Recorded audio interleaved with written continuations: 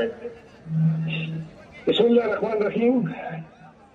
بسم الله الرحمن الرحیم. دا ملکان د درګۍ غیرتي پښتنو السلام علیکم. زه ټول نه مخکې اول بخښنه غواړم. زه اکوات کې جلوس راوتی و او هغه احتجاج کولو نو دا روډ بند کړی دی، همدغه یوه لاره وه او زه دومره لیټ کړم چې زه دا واپس شوم، ولې چې روډ نه کولاوېده. نو دې له وجې نه زه دې تاسو نه اول معذرت کوم. دویمه چې کوم دی تنګ ټیم دی مختصر ګزارشات کوم درته. ملکان خلکو تاسو چې کوم دی خوش قسمتي یو چې تاسو خاورې د پاکستان تحریک انصاف داسې شهزادګان پیدا کړي دي او داسې نران او تکړه میړان مو پیدا کړي دي چې زه خپله د دوی عقیدتمند یم. جنید اکبر خان عزت د ده ما په زړه کې چې څونه مینه ده هغه د ده په دې سخت وخت کې چې څنګه دې خان سره ودرېدو، کوم تکلیفونه د خاندان تېر کړل، کوم مصیبتونه، کومې پېښې، کومې پرچې، کومې جیلونه دې وخوړل او بیا هم نه کې صرف جیلونه یې خوړل بلکې په جرأت سره بیا خبره کوله. پاتکړو کې به ولاړ و او په خان مې دا اولاد هم قربان دی.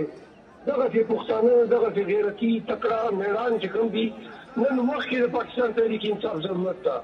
دغسې شکیل خان هم څه کمي ونه کړه، هغه ځای کې دی ما سره کنونشنو ته لاړو او دغه تکلیفونه، جیلونه څه په تاسو تېر شول، دا هر څه نه موږ ټول خبر یو. او شکیل خان ته دې سلامي. پیر مصور چې کوم ده هغه هم په خپل په دې تنګ وخت کې دی خپل خان دی ډلې سره پارټۍ سره ښه په جرأت سره ولاړ دی او ښه چې کوم دی هرې قربانۍ یې تېرې کړې، نقصانونه یې وزغمل.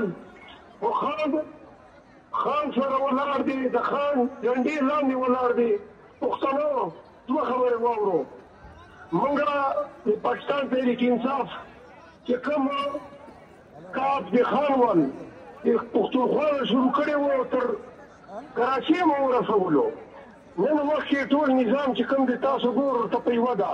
په سند کې پیپل پارټۍ له، په پنجاب کې نون لیګ له او په خیبر پښتونخوا کې ملا له چې کوم دی سیټونه ګټي لګیا دي. یو دې لپاره داندې خو موږ سره د سر نه لګیا ده. انتخابي نشان یې رانه واخیستو او دا فیصله بدقسمتي سره د سپریم کورټ وه.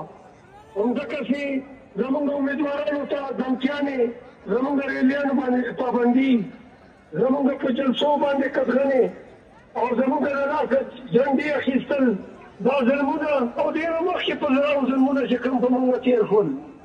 خو یوې خبرې ته اوس ویښ شئ، 8 فروری پورې به نورې هم ډرامې کوي او د 8 فروری ته اول کوشش دا وکړئ چې 2 بجې پورې خپل ووټ تېر کړئ.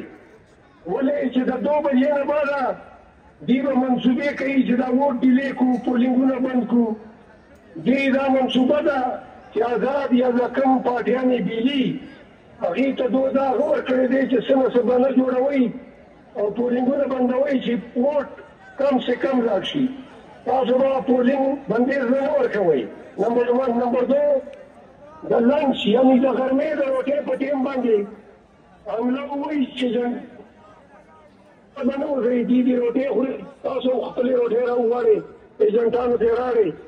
او درېیمه خبره دا ده چې کاونټینګ وشي، فارم واخلئ، د دې نه بعد به تر ریټرنینګ افسر دفتر پورې به د بکسو تحفظ کوئ. اخیرنۍ خبره دا درته کومه چې دا خبره ووټ اوس نه تلې ده، دا اوس د ووټ جنګ نه دی، دا اوس جنګ چې کوم دی د حق او د باطل جنګ دی. موږ خان شپږ میاشتې بیا کې وشو چې په جیل کې بې ګناه بندي دی. موږ ګرده پارټۍ، موږ لیډرشپ، موږ ورکر د ظلم د جبر شکار دي. خامخا ریاست او حکومت بدماشي راخیستې ده او د دې ټول مقصد دا دی چې دا مستند رل نواز شریف هغه چې کوم دی وزیر اعظم جوړ کړي. نو لہذا موږ به په ګرد پاکستان کې دا کوشش کوو چې دا کوم دی پلانینګ ده پاکستان تحریک انصاف ماتولو، زموږ ته 8 فروری کې موږ ووټ خرابولو، د خپل حکومت نه د خپل جرأت نه به چې کوم دی دا موږ ناکاموو. اخر ځل بیا درته وایم چې کوم خلک د خان امیدواران دي، که جنید اکبر خان دی، که پیر مصور دی او که شکیل خان دی، دا درې کسان زموږ امیدواران دي. دا نور چې خان نام استعمالوي او په دې وخت کې پارټۍ سره نه یو ځای کېږي او د خان تکلیف نه کوي او د خان خبره ورځوي، نو دا خلک زموږ نه دي. دا خان نام هم غلط استعمالوي او د جو دا عمل چې کوم دی دا اوس پارټۍ سره غداري مترادف ده. موږ د خان چې کومو کسانو ته ټکټ ورکړي 3 وړ نامونه مې درته یاد کړل. په آزادو چې سلام هم نه واچوئ، دا آزاد چې کوم دي پارټۍ ته نقصان رسوي. تاسو به په کلکه دا وعده راسره کوئ چې د خان ووټ دی نو هغه به د دې 3 کسان وي. تاسو نه ورځه او تاسو به دا وعده کوئ چې دا 3 وړو کسانو کمپین به داسې چلوئ چې هر یو ځان له جنید اکبر به جوړېږو، هر یو به ځان له پیر مصور جوړېږو، هر یو به ځان له چې کوم دی شکیل خان جوړېږو، هر یو سړی چې کوم دی خان یو خاندان نه ده. موږ به ګډ هر سړی به ځان نه خان جوړوو، هر پاکستاني به ځان نه خان جوړوو. تاسو ټول عمران خان یې، تاسو ټول عمران خان یې، نو د 3 زرو جواب راکړئ. پاکستان زنده‌باد، عمران خان زنده‌باد، جنید اکبر خان زنده‌باد،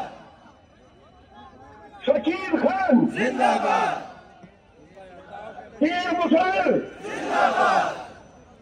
الله مو ان شاء الله دې ګټه تاسو نصیب کړي. زنده‌باد. خوشاله